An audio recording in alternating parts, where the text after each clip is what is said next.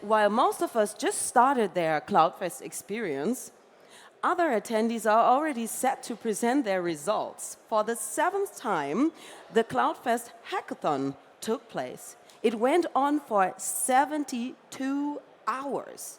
Biggest hackathon ever. They even overstepped the capacity. So it sounds like a huge success to me already. Yeah, it sounds like a huge success to me too. Yeah. And the results will be presented by the two people that was behind this whole thing.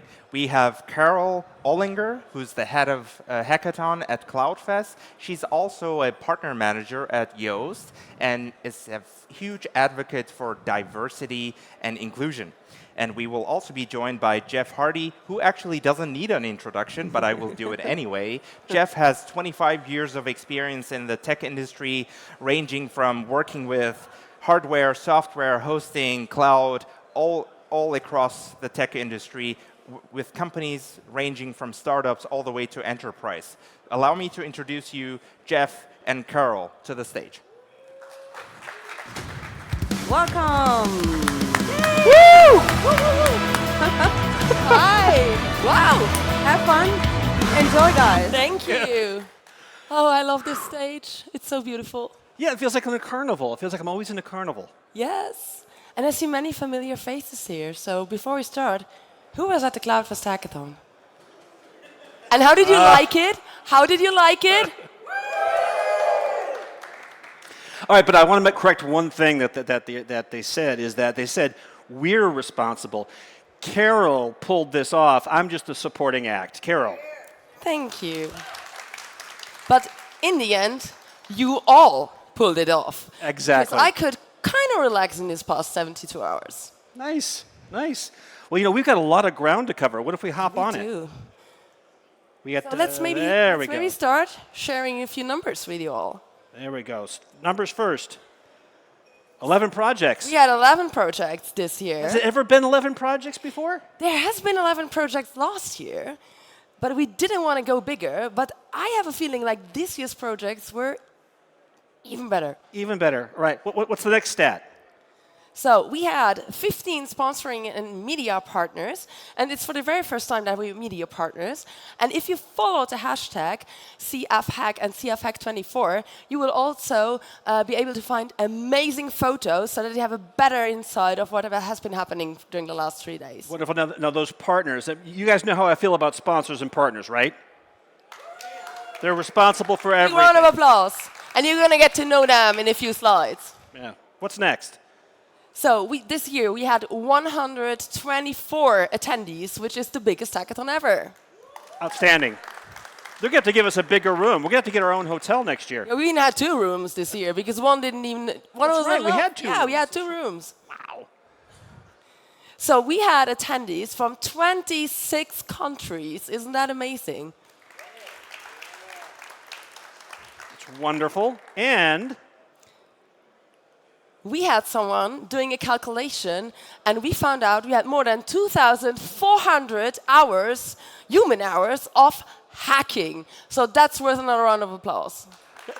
that's like an entire employee. You guys all got together for 3 days and made an entire employee for a year. That's incredible. And there was a lot of pizza and pasta and Coca-Cola and beer necessary to keep the machine oiled. Yeah, I know. Yeah, I know. Okay, all right. And again... And wine, true that. Absolutely. Here are those sponsors again. Do you want to call any out by name? I want to. So because we couldn't have done any of that with the help of our partners and sponsors. So please give them a shout out. Here we go. Alma Linux, Intel, Group One, Automatic, Cloudron, Codable, Ionos, Site. Those were the gold and the silver sponsors. And here we go with the bronze sponsors. BotGuard, HostPress, Great, Elementor, and as I told you before, we also had media partners this year. So give it up for Doodavoo, Krautpress, and Volga Productions with Rowan de Vries. Wonderful. And here's us opening it up for the day. I get nostalgic. Yeah, we're a little bit like an old couple already, like a hackathon couple. Yeah, it's wonderful. And here's all of you guys. It was you know what? How many was it? It was like like 1,200 photos I saw uploaded in the Flickr account, something like Yeah, that. it's amazing. So actually, somebody asked today if we could like reduce the amount of photos so you could actually download them in one turn. So Wow. software is maybe we could make that a project next year for the hackathon. How to download such an amount of photos Because in the it'll Flickr let album. you do so many at a time. It won't. We outstripped the Flickr account. Anyway, all right. Let's start off. Let's start. So presentation. first on stage, we are calling Robert Vindish from Side, and he's presenting the project Managing Multilingual Content for WordPress Multisite. Do we have a There you handheld? go. Oh, actually, where's the second microphone? One second. I mean, it's not. Yeah, I'm like you don't need a microphone. That's why we didn't bring one. Robert, you're live. Hi there. The topic is very easy. So we know that managing multilingual sites thank you. Managing multilingual content multi-site is a topic that many people care about because it's also a phase 4 project of WordPress itself. So we were like, is it possible to do this with WordPress? So with current WordPress. So that's why we said, yes, it's possible. And the benefit of that is the performance is very good with that because other plugins currently need to bend WordPress, and we want to use the data structure of WordPress that is already in there with multi-site to empower that for WordPress. But it's really hard to give this currently to our users because multi-site as is not that easy. So that's why we try to make an easier case for multi-site and move the project forward with that to help everybody to use this product in the future.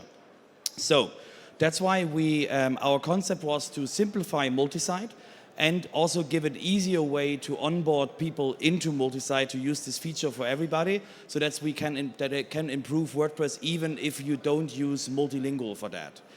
And that's why you see concept of the new backend of WordPress. That is a new concept already moving forward in WordPress in the future, so your backend will look differently, and we simply accomplish that. So our goal is to give you the available tools, multi-site, and then enable them to install and deinstall the plugins to simply move them over to the multi-site. And yes, as you can see here, it's very easy to install a new language, activate the plugins, and then you have your new sites, and also can add a translation to that, the language.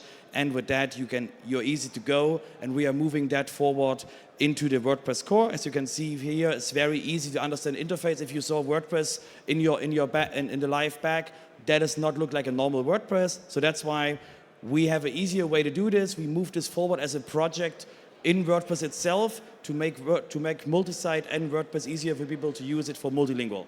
Thank you. Robert. Thank you so much. Nice job. You Also, nailed we it. love the dog. Nice mascot. Yeah, he did a good job. Look at that. Cool. So, next on stage, we have Benny Vasquez from the Alma Linux Foundation. And now we're going to go for the results of securing more infrastructure by using OS upgrades. There you go, Benny. Thanks. Oh, I only have one slide, so we're probably good. Yeah. So we have all, as admins and users of technology, we have all felt the pain of a thing that sits there and does not get ever upgraded because if it's not broken, don't touch it. We, as users of the internet, also feel the pain of insecure infrastructure every day. We've all felt the DOS hit something that we care about because there were a bunch of insecure things that could be touched and could be compromised. What we did here was try to make it easier for people to upgrade whatever they're doing, whatever they're using, from old hardware, whether they're using old hardware or old operating systems. We wanted them to be able to upgrade to something that's current, supported, and patched. We succeeded in 2 of our areas, failed to complete the third one. CentOS 6 is still not going to be an easy project to get people to move to CentOS 7, but that's the goal long term. But we were very excited and very enthusiastic about what we did accomplish. Awesome. Yeah. Thank you so much. Wonderful job. Thank you for sponsoring again. So, next on stage, we have Annemieke Bovelet, and she's presenting the project Can Everyone Use? Welcome on stage, Annemieke. Hold on. Can everyone use? Oh, wow. Yeah. Wonderful. There you go. Anne, Thank please. you. Here's Hi. your clicker. Oh, there's the clicker. I actually need to So see much my power. presentation. Ah, I can see it. Okay. I'm better at accessibility than I am at PowerPoint, right? All right. So, can everyone use? Developers get chided for not making things accessible. Next slide. Yeah, there we go. And there is this wonderful website called Can I Use? A lot of people know it. You can check if the technology you use on your website works or not in a certain browser. So in the spirit of that, we decided to create a project solely focused on developers where we're giving a similar resource. On the left side of this site, you see the accompanying web page. If you go there, this is an MVP, but if you go there and you click the pink button, you can actually see that if your framework that you use is there and which of the components you can use. Does it start the... Yeah, this is the current slide. Okay, yeah. So, no, it's not starting my video. Then click once more, so it should start your All video. right, so this is what happens on mobile, for example.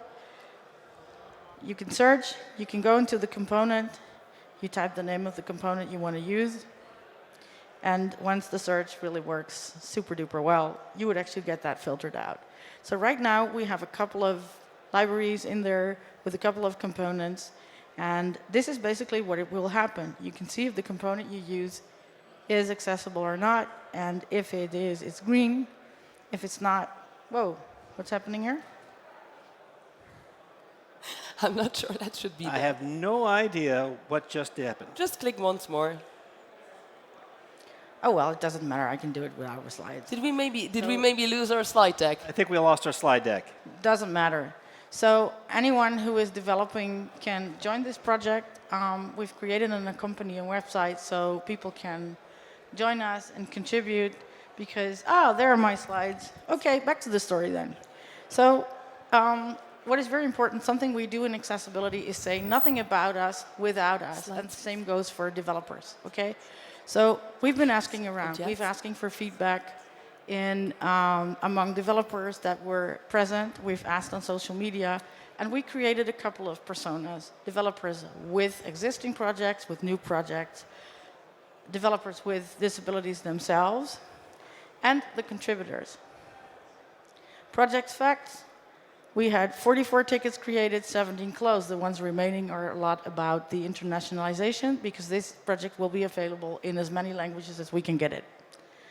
211 commits, 2 repositories, 13 collaborators, and 5,000 lines of code. Wow. 5,000. Okay, we had a team of 12 people, and we also worked on the branding and the marketing because we would like to get sponsors and funding for this, because everybody who is working on a project like this that will help you to get paid more should be paid. Yeah. Period. I agree. Now, just in short for accessibility, so this doesn't go on too long, what you see here is actually a stat from WebAIM about the top 1,000,000 websites. And as you can see, there are like 1, 2, 3, 4, 5, 6 issues that are the main issues. If you go look into your components, you will see how super easy it is to fix these. It's incredible. So you can stop being scared about accessibility. All right. Then we have a project plan. We have a roadmap. Follow us on social media. That was it. Thank you. Thank you so much. And before we move on to the next project, I just wanted to have it. Oh, yeah.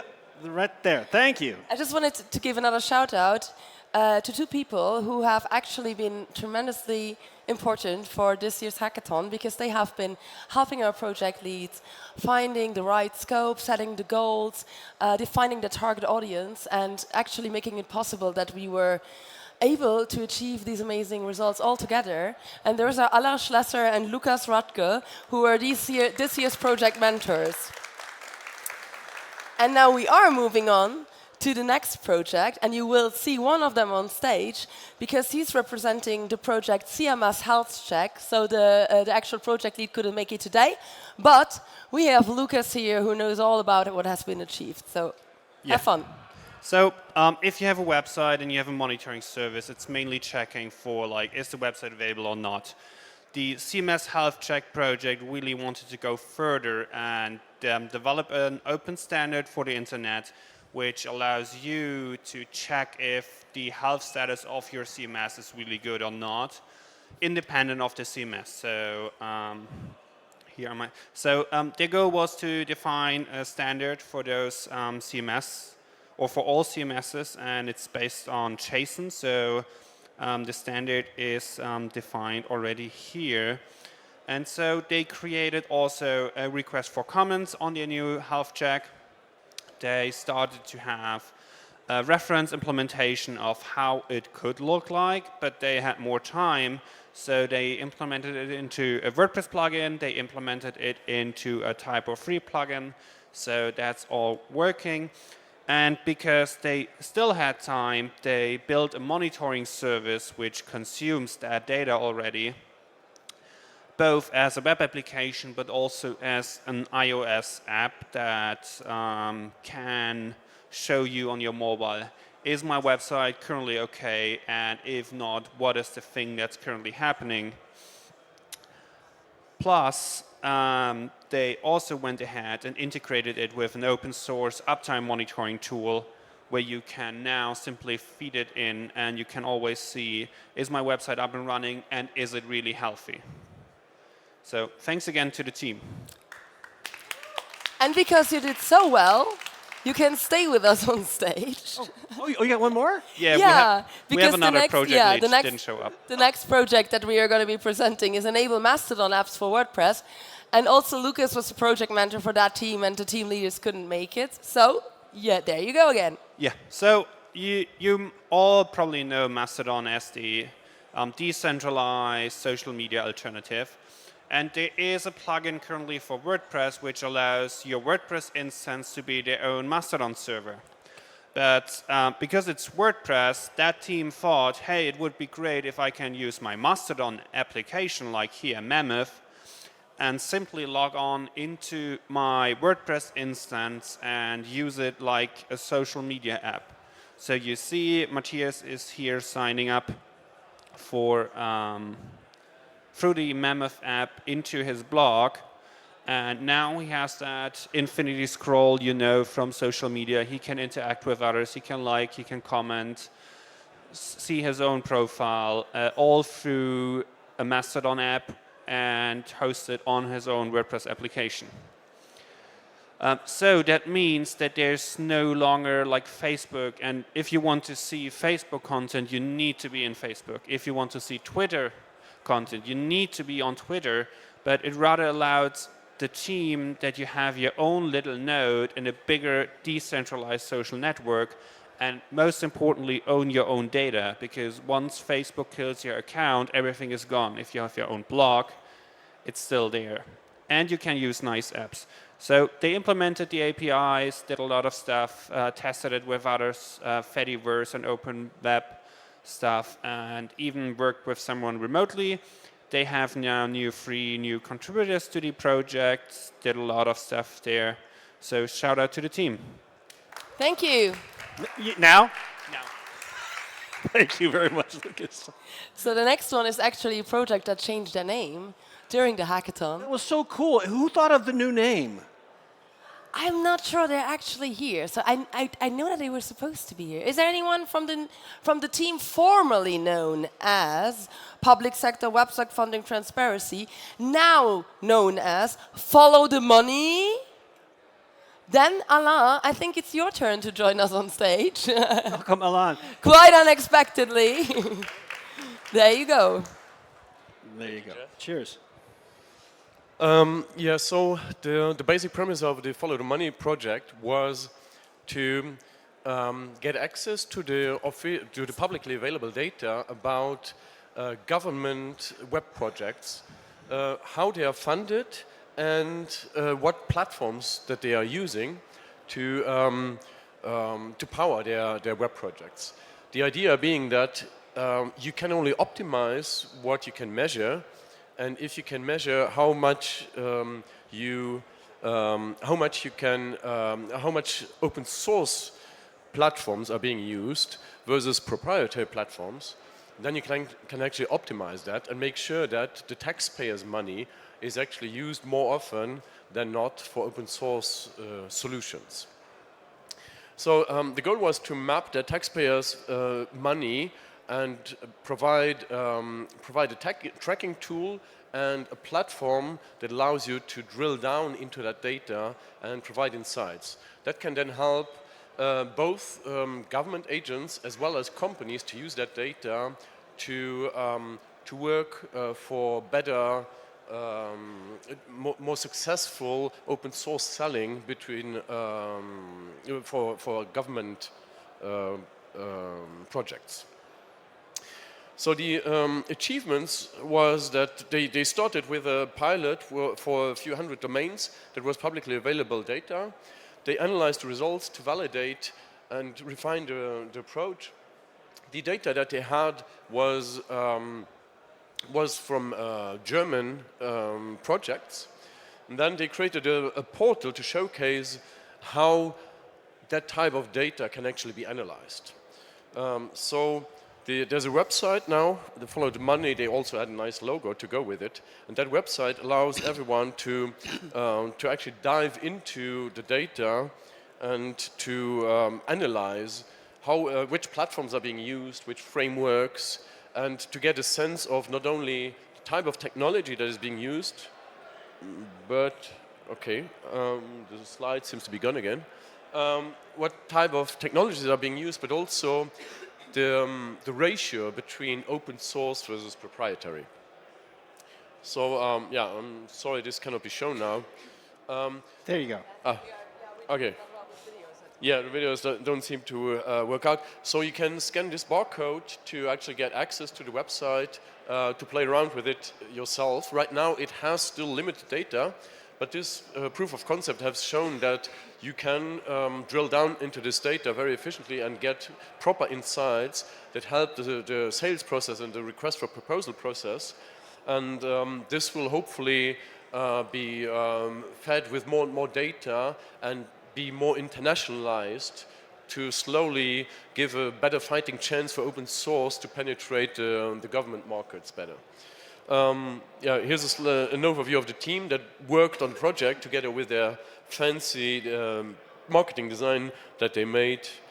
Yeah, I'm already at past. Thank you.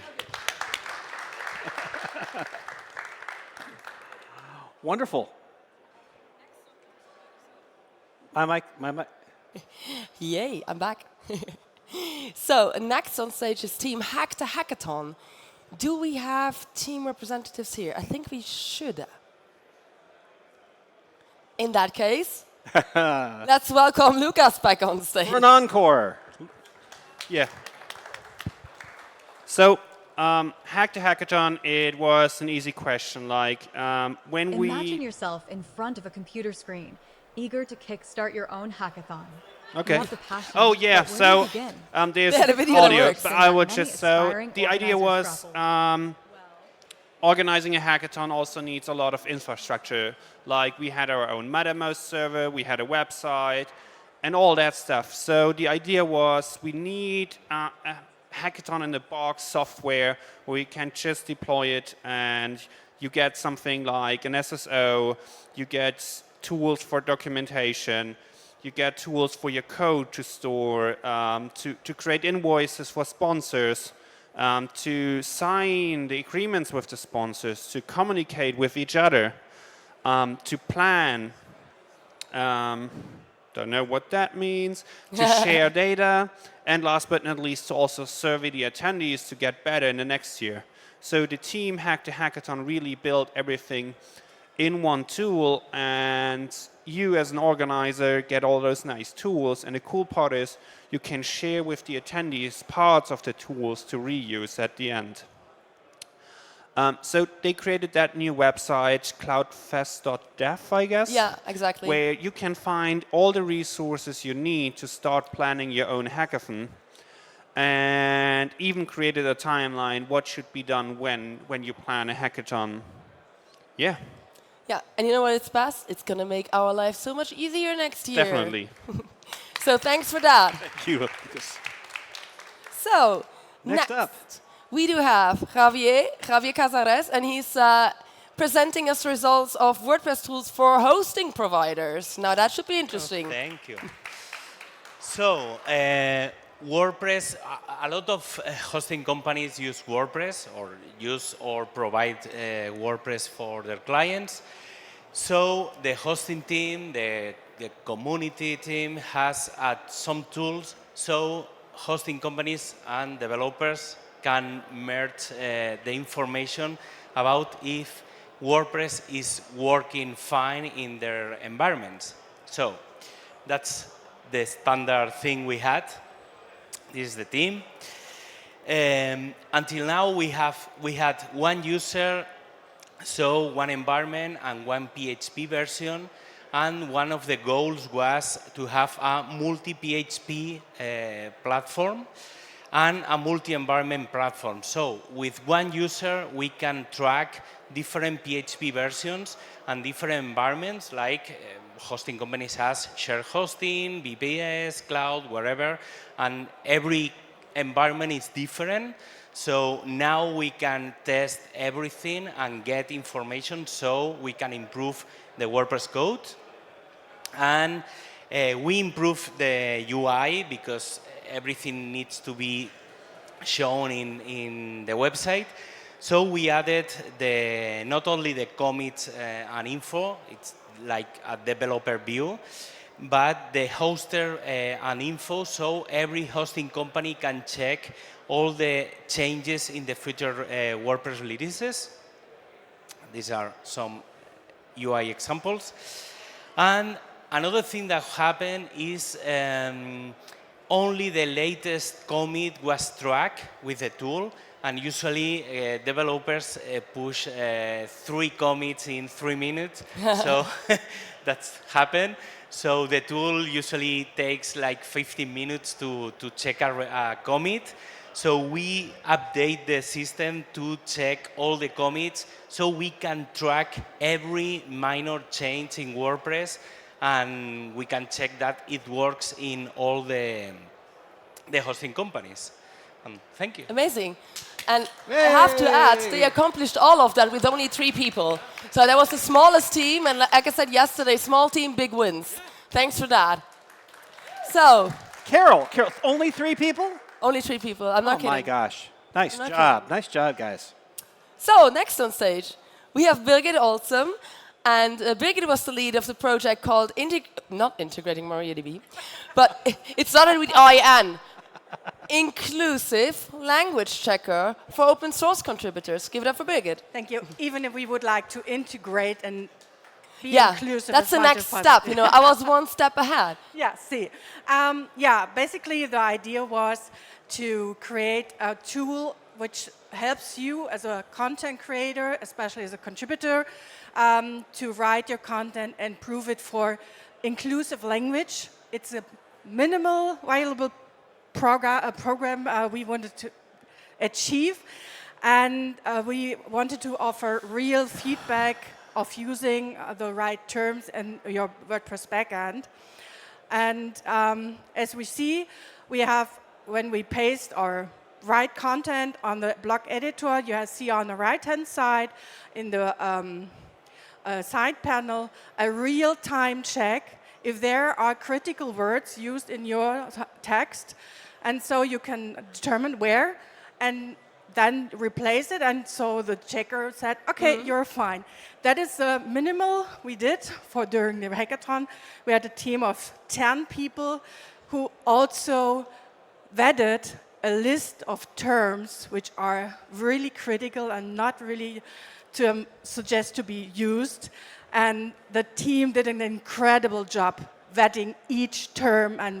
So it's kind of difficult. Yes. So, and a big applause to my team as well. So yes.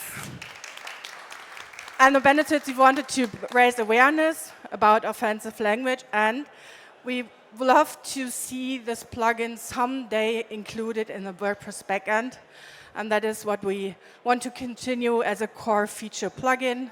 So make it as accessible as possible and as lean and clean and nearby the WordPress core. Thank you. Thank you, Birgit. So now we have the second project starting with IN, and this time it's actually about integrating MariaDB catalogs with PHP platforms. So welcome on stage, Andrew Hodgkins from the MariaDB Foundation. Thank you. Yes, so integrating MariaDB catalogs with PHP platforms, that is the first time I've actually been able to say it all week. MariaDB catalogs, I'm not going to go into detail of what it is, but essentially it's a way of containerizing collections of users and databases within inside MariaDB. And the scope of the project was to allow you to easily create and manage catalogs in PHP frameworks, WordPress, Laravel, Drupal, all of those kind of things. So, keep moving forward. Back when my kids were little, they watched a film called Meet the Robinsons. And Meet the Robinsons, the general kind of gist of the film is it's okay to fail. Fail should be celebrated. And with failure, you can learn and keep moving forward. Now, MariaDB Catalogs is a pre-alpha project. My team were the first people in the world to ever use it. And we failed a lot to begin with. There were bugs, and they were on fire, just like these fire bugs. But saying that, we achieved a lot. We created workarounds for all the bugs that we were hitting, and in fact, a lot of those bugs have since been fixed because we've been working with the MariaDB team since then. We built the framework to be able to create catalogs, drop catalogs, and do all sorts of funky things like that. We built a build system so that my team could actually use MariaDB catalogs because we only had the source that we pulled from the server in Monty's basement at the time. We didn't even have any binaries. We created integrations into WordPress, single site, multi-site, Laravel, WP CLI.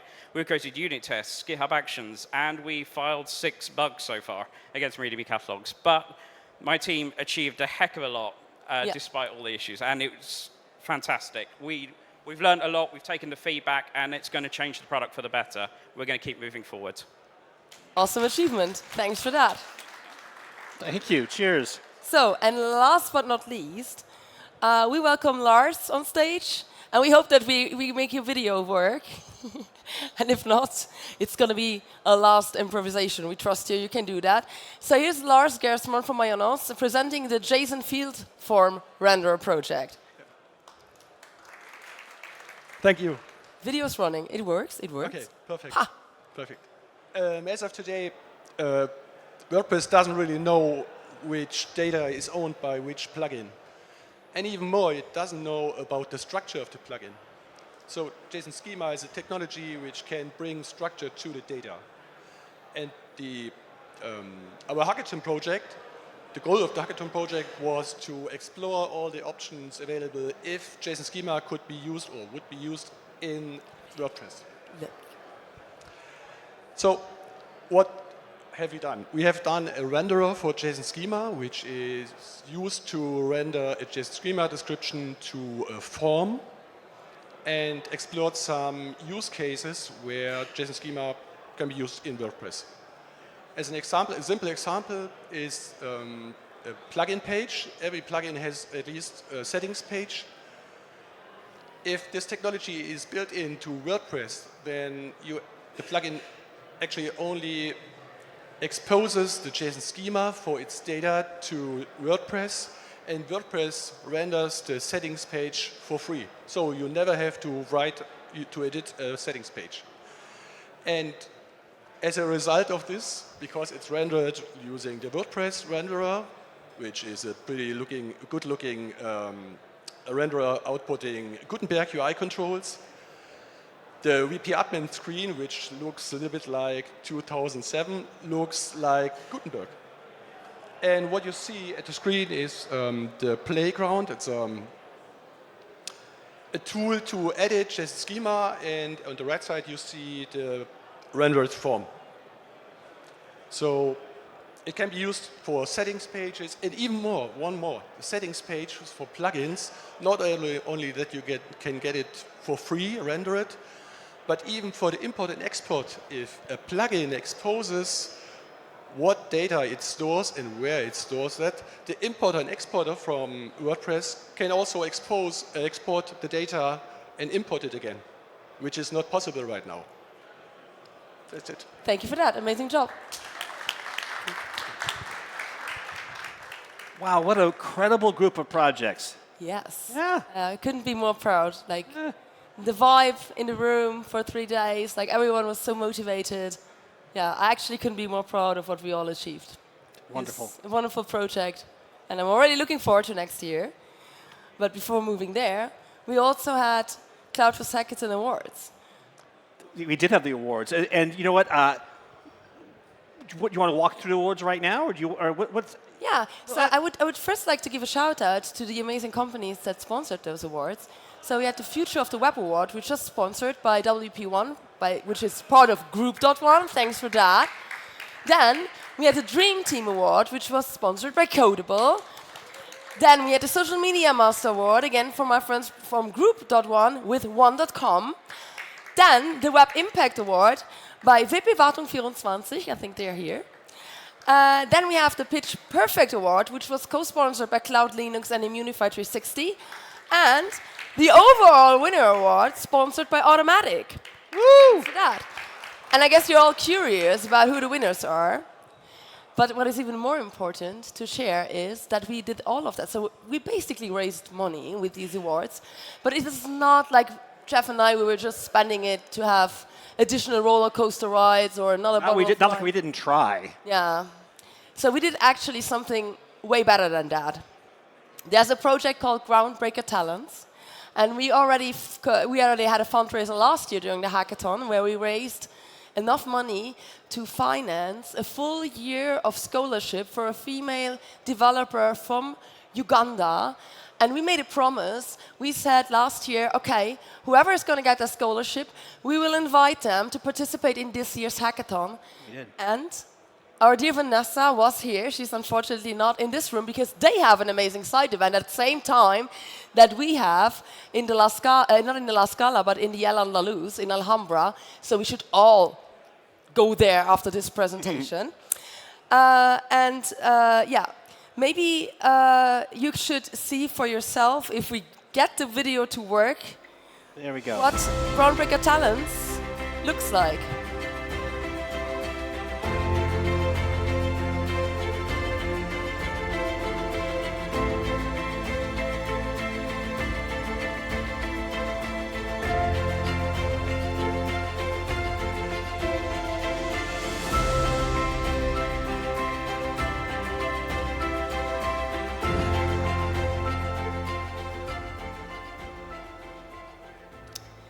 So Groundbreaker is continuing their program, and so did we in supporting the project. So we again raised enough money with this year's hackathon to fund another scholarship for a female developer in Uganda that we are going to welcome next year back to the hackathon. Right.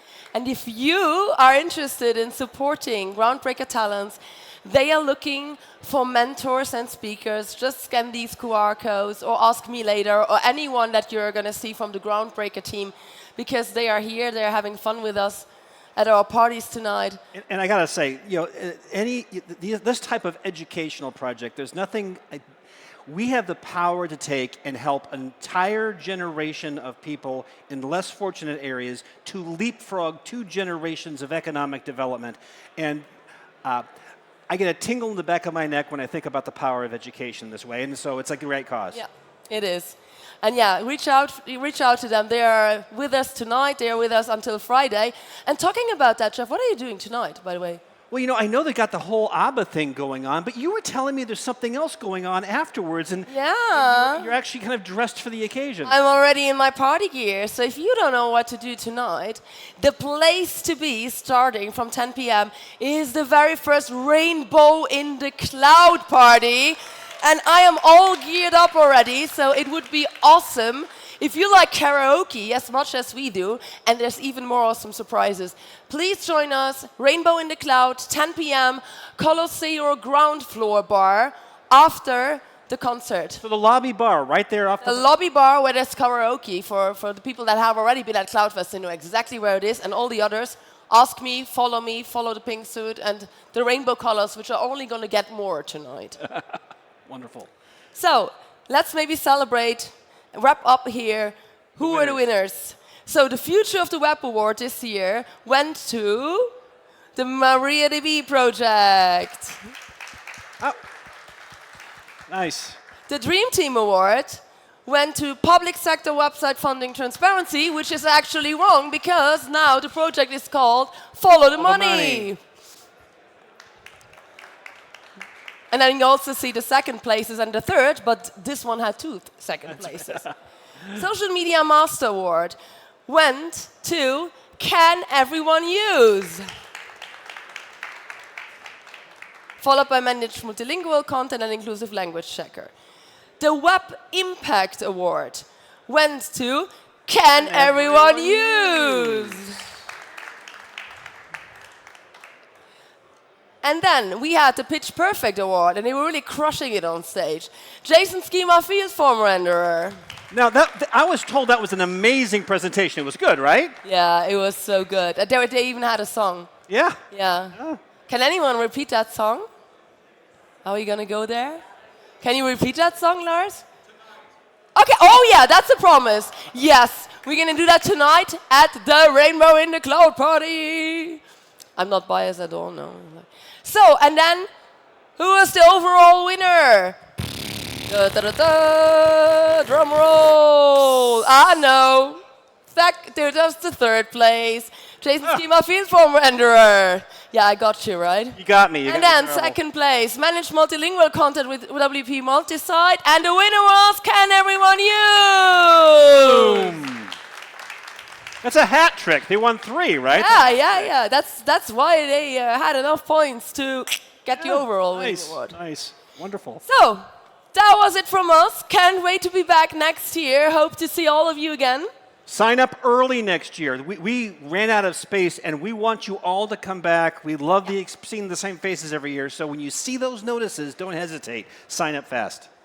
Thank you all. See you next year. Cheers.